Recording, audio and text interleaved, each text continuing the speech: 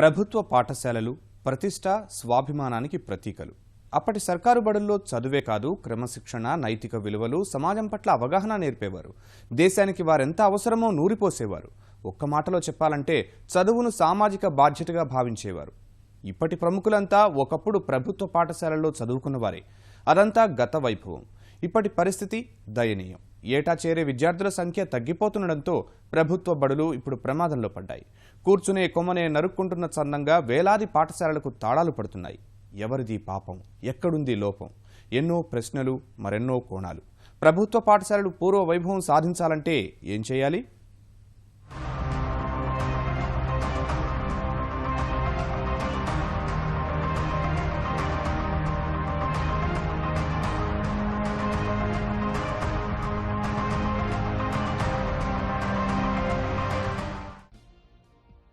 విద్యా వ్యవస్థ ఎంత పటిష్టంగా ఉంటే సమాజం అంత త్వరితగతిన ప్రగతి అందుకుంటుంది. విద్యా వ్యవస్థను బలోపేతం చేయాలన్న ఉద్దేశంతో అనేక పథకాలు, ప్రణాళికలు పట్టాలెక్కించారు. ప్రాథమిక విద్య నుంచే ప్రామాణిక విద్యకు పునాది వేయాలని లక్ష్యాలు విధించుకున్నారు. అవన్నీ బూడిదలో పోసిన పన్నీరే అయ్యాయి. విద్యా హక్కు చట్టం అమలు, ఇతర పథకాలు తెచ్చినా అవేవీ అక్కరకు రావటం లేదు. ప్రాథమిక విద్య స్థాయి నుంచే బలోపేతం చేయడానికి చర్యలు చేపట్టినా క్షేత్రస్థాయిలో వైఫల్యాలు ప్రస్ఫుటమవుతూనే ఉన్నాయి. 1 నుంచి 10వ తరగతి విద్యార్థుల వరకు సామర్థ్య పరీక్షల్లో నెగ్గకపోవడం ఇందుకు ఉదాహరణ. Annual status of education report ASER వార్షిక నివేదికలు ఎప్పటికప్పుడు అదే విషయం స్పష్టం చేస్తున్నాయి. ఈ కారణంగానే ప్రభుత్వ పాఠశాలలు తల్లిదండ్రుల విశ్వాసాన్ని కోల్పోతున్నాయి. ప్రభుత్వ విద్యా వ్యవస్థలో పేరుకుపోయిన అలసత్వం మూలంగా విద్యార్థులకు నాణ్యమైన చదువులు అందని ద్రాక్షగానే మిగులుతున్నాయి. మొత్తం వ్యవస్థే అంతర్ధాన దిశగా అడుగులు వేస్తోందని నిపుణులు హెచ్చరిస్తున్నారు. పథకాలు ఘనంగా ఉన్నా, కోట్లాది రూపాయల నిధులు విడుదలవుతున్నా అవేమీ విద్యా వ్యవస్థను గాడిన పెట్టలేకపోతున్నాయి. విద్యార్థులు తరగతి స్థాయికి తగ్గట్టు సామర్థ్యం ప్రదర్శించడం లేదన్నది స్పష్టమవుతోంది. విద్యార్థుల సామర్థ్యాల మదింపులో విద్యాశాఖ వెనుకబడినట్లు గణాంకాలు వెల్లడిస్తున్నాయి. తగ్గట్టే ప్రభుత్వ పాఠశాలల్లో పిల్లలకు చదువులు అబ్బడం లేదన్న కారణంతోనే తల్లిదండ్రులు ప్రైవేటు పాఠశాల వైపు మొగ్గు చూపుతున్నారు. దినసరి కూలీలు సైతం తమ పిల్లల్ని ప్రైవేటు బడుల్లో చేరుస్తున్నారు. సామర్థ్య పరీక్షల్లో విద్యార్థుల వైఫల్యానికి అధికారుల పర్యవేక్షణలోపం, ఉపాధ్యాయుల నిర్లక్ష్య ధోరణి ప్రధాన కారణంగా నిలుస్తున్నాయి. అసర్ నివేదికల ప్రకారం 1 నుంచి 8వ తరగతిలోపు విద్యార్థుల్లో సగటున 9.3% మంది అక్షరాల్ని గుర్తించలేకపోతున్నారు. ఆ స్థాయి దాటి పైకి వెళుతున్న కొద్దీ పదాలు, వాక్యాలు ఆపై చదవగలుగుతోంది వేళ్ల మీద లెక్కబెట్టుకోవాల్సి వస్తోంది. అంకెలు, కూడికలు, తీసివేతలు, గుణకార, భాగాహారాల్లో పరిస్థితి మరీ దయనీయం. ఉదాహరణకు చిత్తూరు జిల్లానే తీసుకుంటే 5వ తరగతి చదువుతున్న 50% మంది విద్యార్థులకు 2వ తరగతి పుస్తకం చదవడం రాదని సామర్థ్య పరీక్షల్లో తేలింది. 25% మంది 8వ తరగతి విద్యార్థులు 2వ తరగతి పుస్తకం చదవలేని దుస్థితిలో ఉన్నారు. 9 అంకెలు గుర్తించలేని 2వ తరగతి విద్యార్థులు 2011లో 11% మంది మాత్రమే ఉండేవారు. నేడు ఆ సంఖ్య 19% పెరిగింది. ఈ 5 ఏళ్లలో ప్రాథమిక విద్యా వ్యవస్థ ప్రభ ఎంతగా తగ్గిందో ఈ గణాంకాలే ఉదాహరణ. కేంద్ర, రాష్ట్ర ప్రభుత్వాలు పాఠశాలల్లో మౌలిక వసతుల కల్పన, విద్యార్థుల హాజరు పెంచడానికి అనేక ప్రయత్నాలు చేస్తున్నాయి. మధ్యాహ్న భోజన పథకానికి గతేడాది 10,000 కోట్ల రూపాయలకు పైగా ఖర్చు చేశారు. కేంద్ర, రాష్ట్ర ప్రభుత్వాల నుంచి ప్రాథమిక విద్యకు ప్రత్యక్షంగా సర్వశిక్ష అభియాన్ కింద ఏటా అంతకు రెట్టింపు ఖర్చు చేస్తున్నారు. అయినా ఆశించిన స్థాయిలో ఫలితాలు రావటం లేదు. ప్రభుత్వ విద్యా వ్యవస్థ దిగజారడానికి ప్రభుత్వమే కారణమని ఉపాధ్యాయులు అంటుంటే, ఉపాధ్యాయుల్లో చిత్తశుద్ధి లోపించడమే విద్యార్థుల వెనకబాటుకి కారణమని తల్లిదండ్రులు అంటున్నారు. ఇది పర్టికులర్గా ప్రభుత్వం గమనించాల్సింది ఒకటే ఉందండి. ఈ ఏదైతే పాఠశాలలు ఉన్నాయో ఆ పాఠశాలలన్నిటికీ కూడా అనుబంధంగా అధ్యాపకులకు, ఉపాధ్యాయులకు, గురువులకు వాళ్ళ యొక్క నివాస గృహాలను కట్టి అక్కడే ఉంచగలిగితే ఈ యొక్క ఆంధ్రప్రదేశ్ కావచ్చు లేదా తెలుగు 2 రాష్ట్రాల్లో కావచ్చు అద్భుతమైనటువంటి విద్యా విధానానికి నాంది పలికినట్టు అవుతుంది. ఇది ముమ్మాటికి సాధించవచ్చు. 100% అన్నిటిని కూడా తుడిచిపెట్టుకుపోతాయి. మధ్యాహ్న భోజనం అవకాశం ఉంది కాబట్టి దీంతోపాటు ఈ యొక్క సవరణగానే చేయగలిగితే అద్భుతమైనటువంటి అవకాశం ఉంటుంది. ఉపాధ్యాయుల పైన నియంత్రణ అన్నటువంటిది లేదు, వాళ్ళ మీద పర్యవేక్షణ లేదు. విద్యార్థులకు పాఠాలు చెప్తున్నారా లేదా అనేటువంటిది చూసినప్పుడే అక్కడ ప్రమాణాలు పెరుగుతాయి. దానికి బాధ్యతగా వ్యవహరించే పరిస్థితి ఉంటుంది. అలా కాకుండా ఈరోజు ప్రైవేట్ పాఠశాలను ప్రోత్సహించడానికే ఈరోజు ప్రభుత్వం వ్యవహరిస్తుంది. ప్రభుత్వ పాఠశాల ప్రధానంగా ఏం జరుగుతుందంటే టీచర్ల మీద పర్యవేక్షణ కూడా ఎంబీఓ గారిది లోపిస్తూ ఉన్నటువంటి కారణంగా విశ్వాసం అనేటువంటిది ప్రజల్లో లేకుండా ఉంది ఈరోజు పాఠశాల మీద.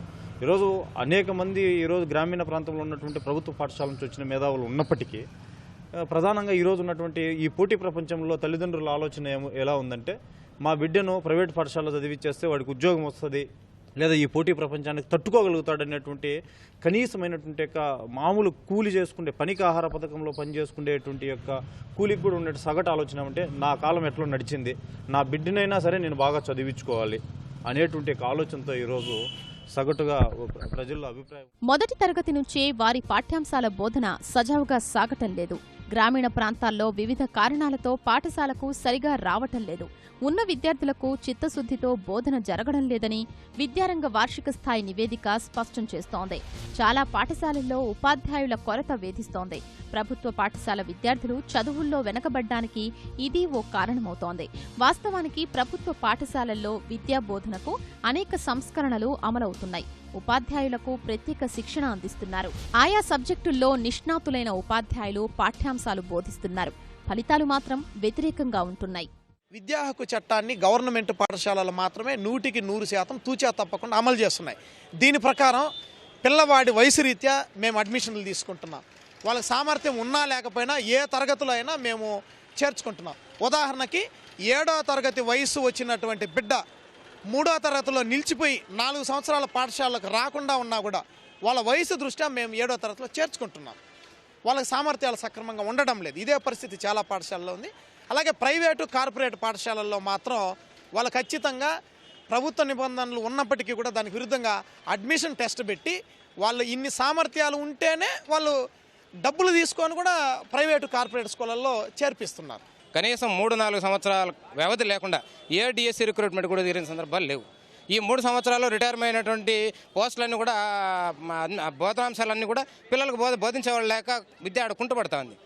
అదేవిధంగా రెండో వైపున ఏంటంటే పిల్లలు కూడా దాదాపు ప్రభుత్వం ఎప్పుడైతే మౌలిక వస్తువులు లేకుండా, బల్లలు లేకుండా, ఫ్యాన్లు లేకుండా, ఉపాధ్యాయులు పాఠ్యాంశాన్ని బోధించే ఉపాధ్యాయులను సరైన సంఖ్యలో లేకుండా పాఠశాలలు ఉంచడం వల్ల ఏమవుతుందంటే ఇక వాళ్ళ శక్తి కొద్దీ, స్తోమత కొద్దీ వాళ్లకు ఆ ప్రైవేట్ స్కూల్లో ఎక్కడ పడితే అక్కడ పర్మిషన్లు ఇవ్వడం వల్ల సౌలభ్యం లభించింది కాబట్టి పిల్లలు అక్కడికి వెళ్తూ ఉన్నారు.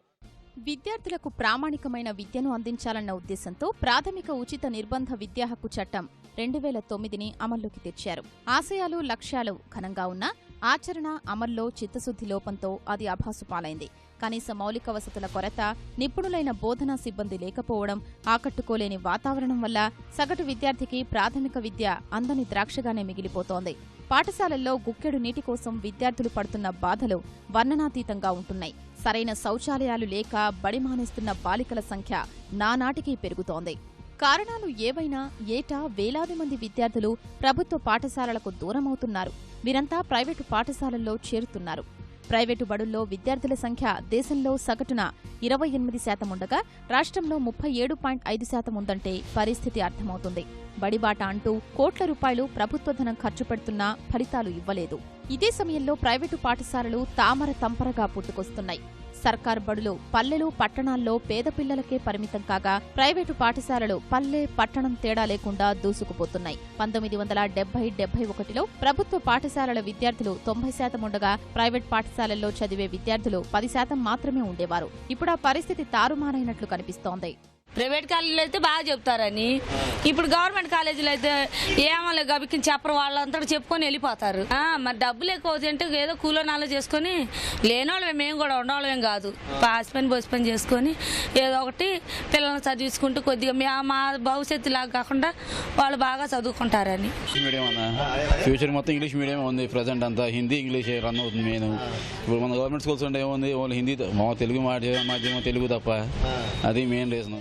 ఈ విషయంలో ఏళ్ల తరబడి ప్రభుత్వాలు అవలంబిస్తున్న విధానాల వల్లే సర్కార్ బడులు ఈ దుస్థితికి చేరాయని ఆరోపిస్తున్న విద్యార్థి సంఘాలు ప్రైవేటు విద్యాసంస్థలపై ప్రభుత్వానికి నియంత్రణ లేకపోవడాన్ని తప్పుబడుతున్నాయి. సమస్యలకు రేషనలైజేషన్ పేరిట పాఠశాలల మూసివేతే ప్రత్యామ్నాయం కాదని విద్యార్థి సంఘాల నేతలు వాదిస్తున్నారు. ఒక రకంగా చెప్పాలంటే ప్రభుత్వ పాఠశాలల్లో నిపుణులైన ఉపాధ్యాయులకు కొరత లేదు. డిఎస్సిలో మంచి ప్రతిభ కనబర్చిన వారే ప్రభుత్వ ఉపాధ్యాయులుగా ఎంపికవుతారు. ఆ స్థాయి వరకు వెళ్లలేని వారు ప్రైవేటు పాఠశాలల్లో ఉపాధి కోసం చేరతారు. కానీ ప్రైవేట్లో వస్తున్న ఫలితాలు ప్రభుత్వ పాఠశాలల్లో రాకపోవడం చర్చనీయాంశమవుతోంది. రాష్ట్రం మొత్తం మీద 60,000 పాఠశాలలు ఉండగా 5,600 పాఠశాలల్లో 19 మందిలోపే విద్యార్థులున్నారు.